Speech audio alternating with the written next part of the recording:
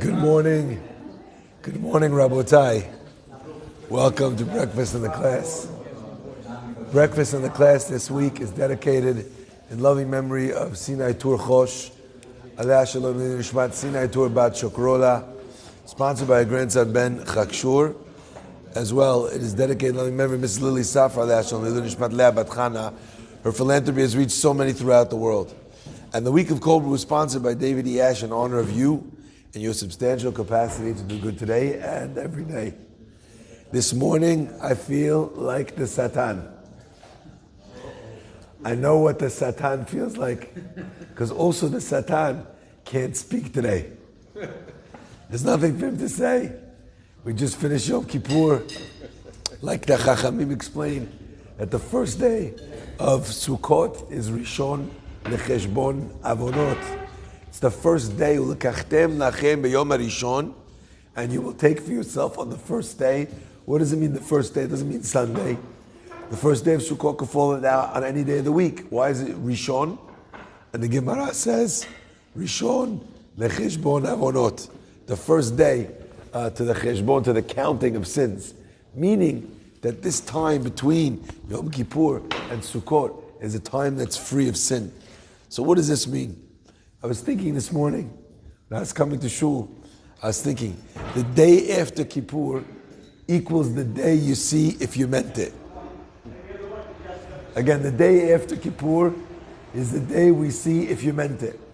You come to shul the next day, right? How did you behave the next day? The Magid Midubna gives an amazing mashal.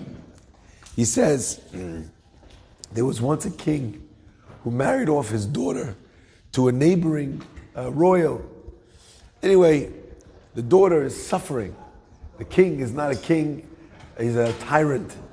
He's not a husband, he's a slave driver. Whatever he wants, however he wants, has to be exactly done perfectly to his specifications.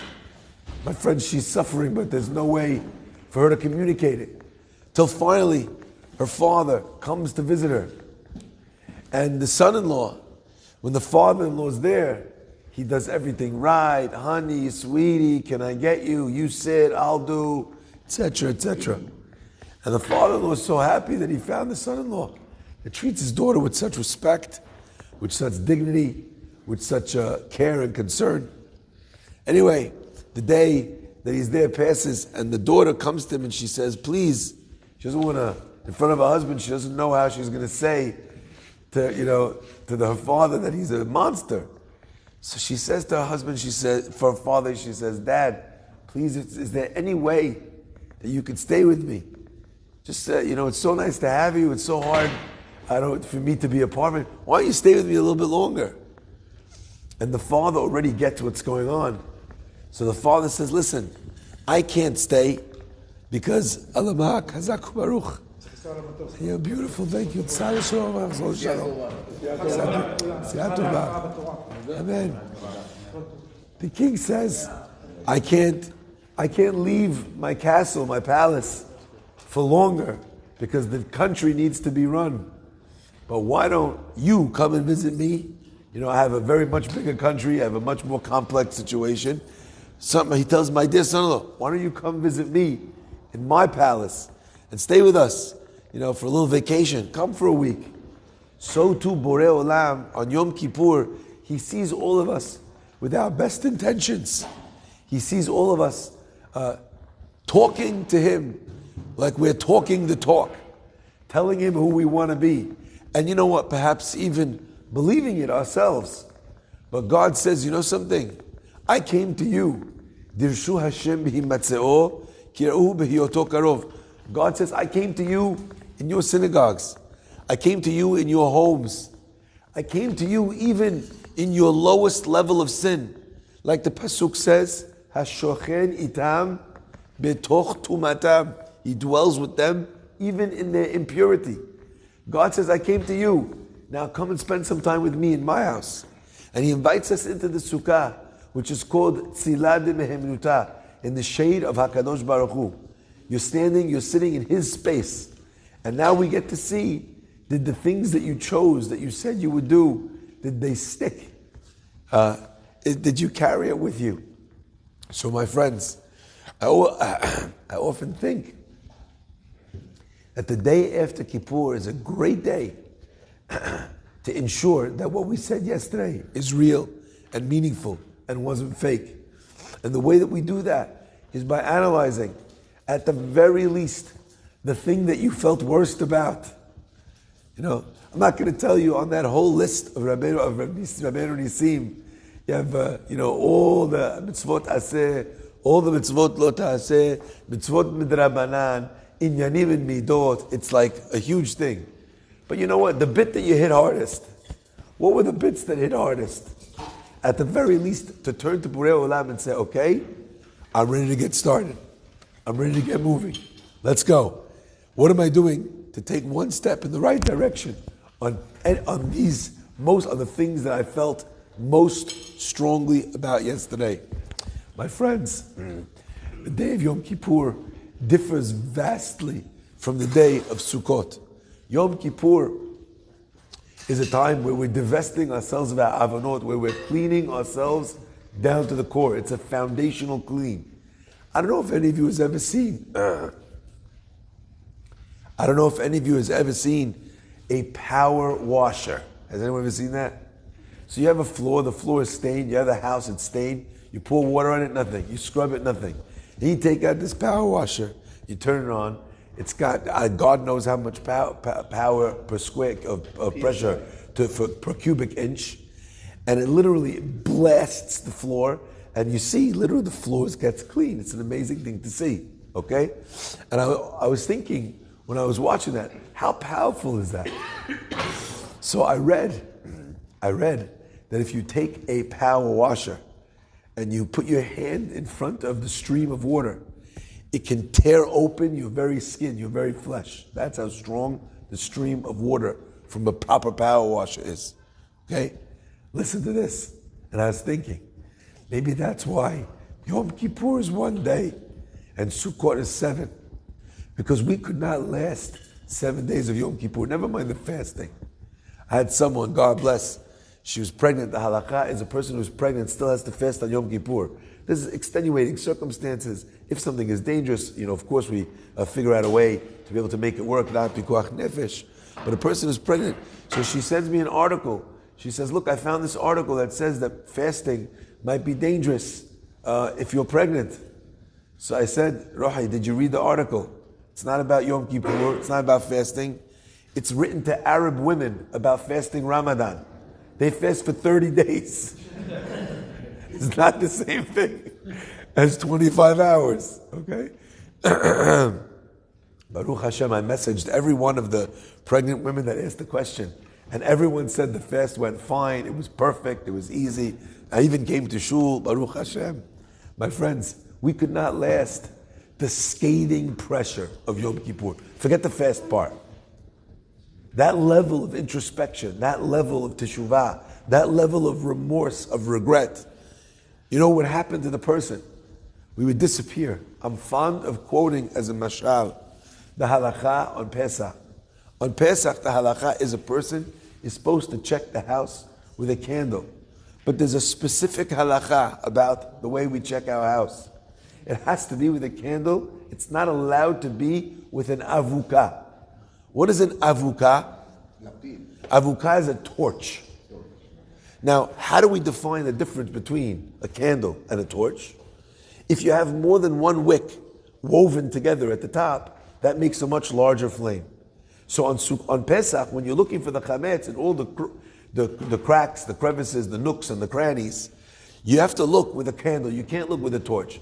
On a simple level, halakha says why? Because when you go with a torch into a corner, underneath the cabinet, you're nervous, you're going to burn the whole place down.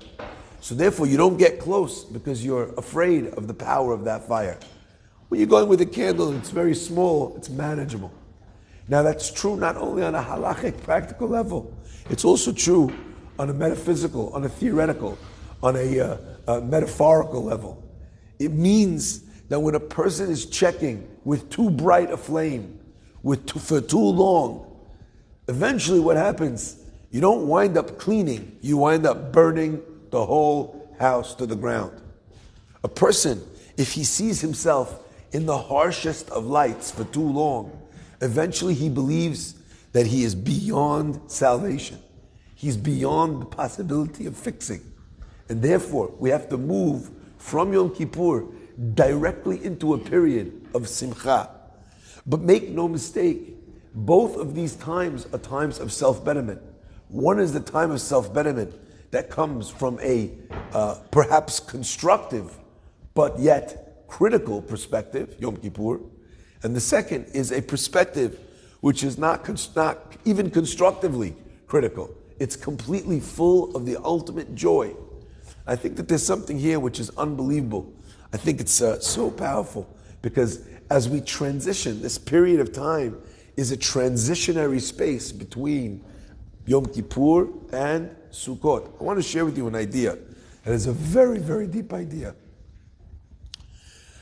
We know that the gematria, the numerical value of Sukkah,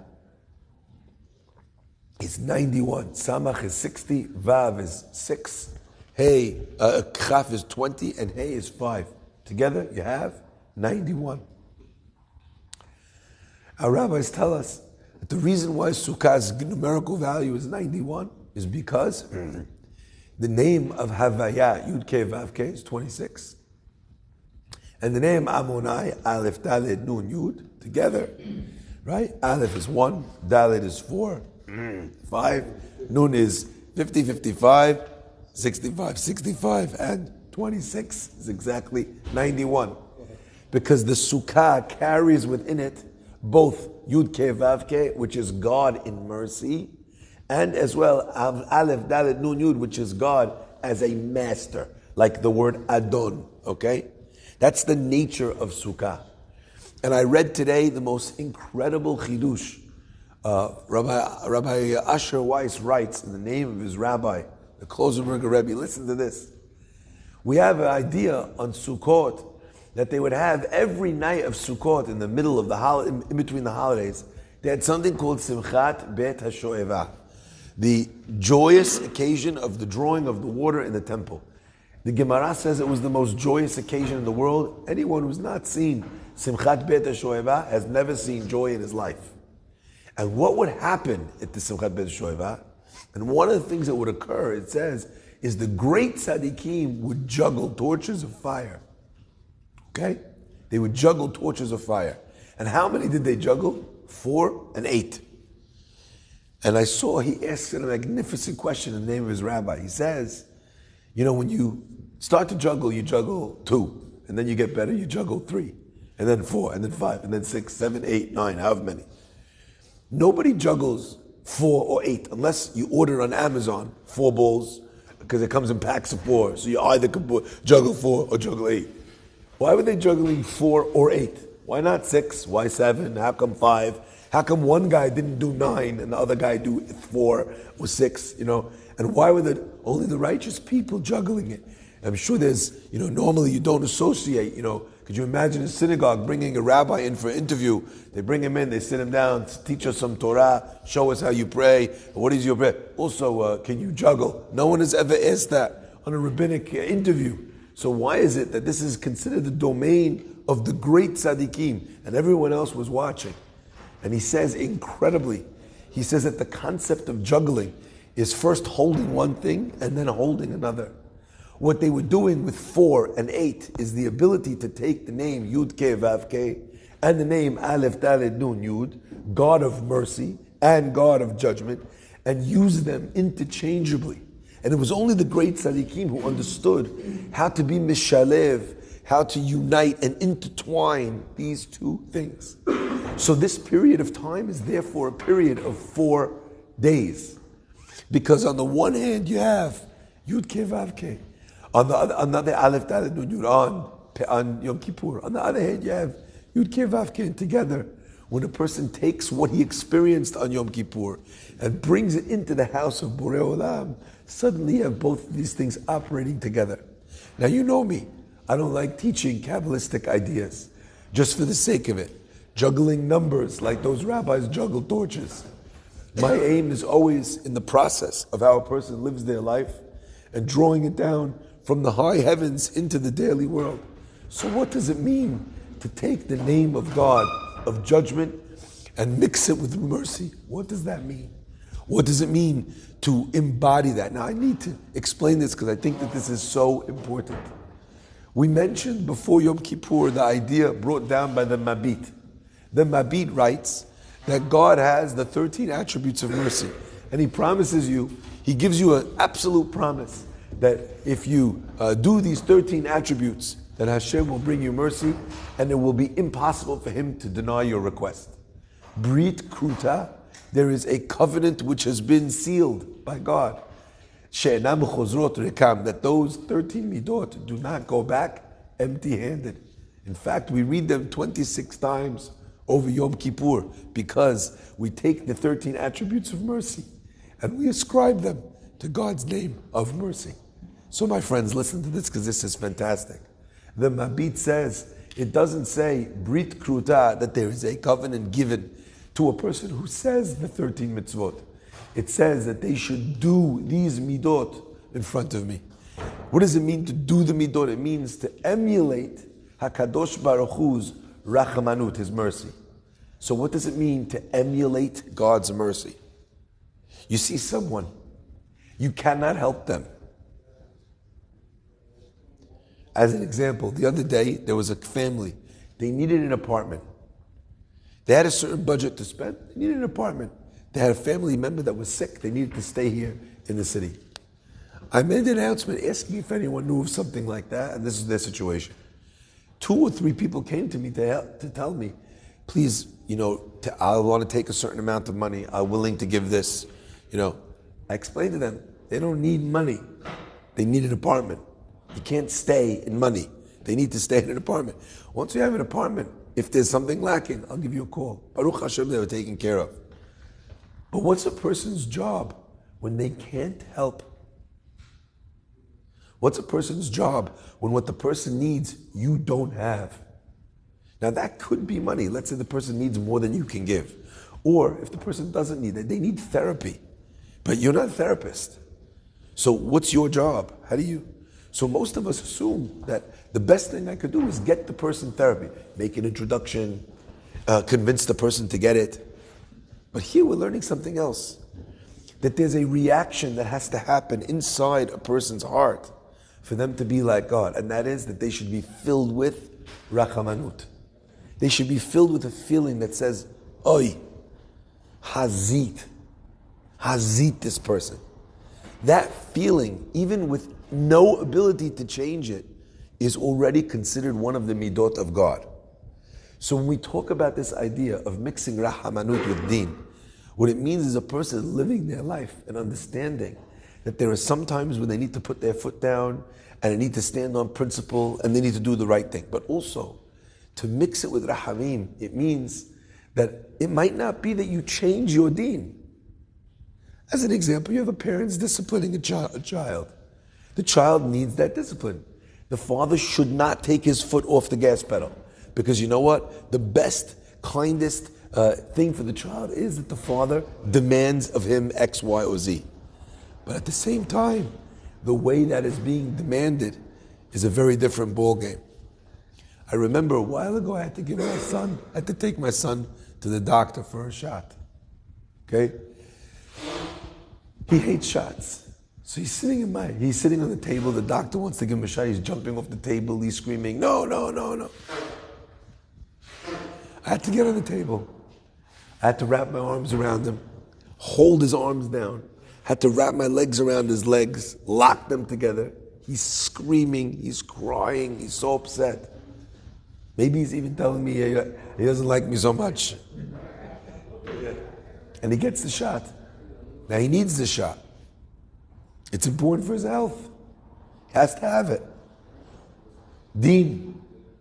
Judgment means this is what's right. But at the same time, fathom that while the deed is happening, your arms are wrapped around the child. What feels to him like jail is actually a hug. The job of the father is to ensure that the jail still feels like a hug. It's explained. And if it's not understood in the moment, because oftentimes a person can't understand it in the moment, what do? You explain again later. So when there are times that a person has rachamanut, they have to figure out how to be able to convey it with mercy. That's just the first midah. So we don't have time to go into all of them. This idea, therefore, is the juggling of rachamanut and deen. The juggling is the balance that a person seeks in their life when they're looking to live a life of perfection, a life of Borei Olam. So therefore, these 4 days, so to speak, are the transition point from deen to rahamim. Each day, marginally less, until the first day. And that's why, my friends, we say Rishon. Rishon lecheshbon avonot. It's the first day of the accounting of averot. Why? Borei Olam knows that to judge you while there's still deen that is not properly laced with rachamim is a very dangerous proposition. So therefore, Borei Olam says, I'm giving you this 4-day period. I'm going to put these holidays so close together that, like the Gemara says, you won't even have time to sin. Who has time right now? I got to go build a sukkah. I got to go find the arba minim. Got to make sure we bought all the things for the holiday, the food. You have to make sure v'samachta b'chagecha. You have to buy special things for the children, sweets, nuts, whatever it is. You have to buy special gifts for your wife for the holiday, a dress, jewelry. The Gemara says this, by the way. Someone said to me, "How do you know the Gemara wasn't written by women?" After all, it says over here that it said the halacha, that the what's it called? That the Simchat Yom Tov is that you have to buy them jewelry and nice clothes.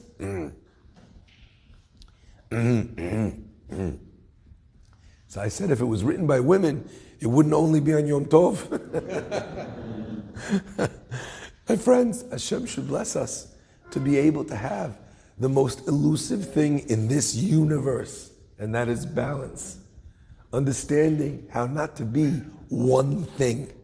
Understanding how yourself needs to be not typecast. It needs to not be decided by who you are, but rather by what the situation demands. And the great ones, they are capable of juggling, not just 4, but they're capable of juggling 8, holding on to whichever one they need to in the particular moment that life is bringing across their path. Baruch Adonai Le'olam. Amen. Amen. Rabbi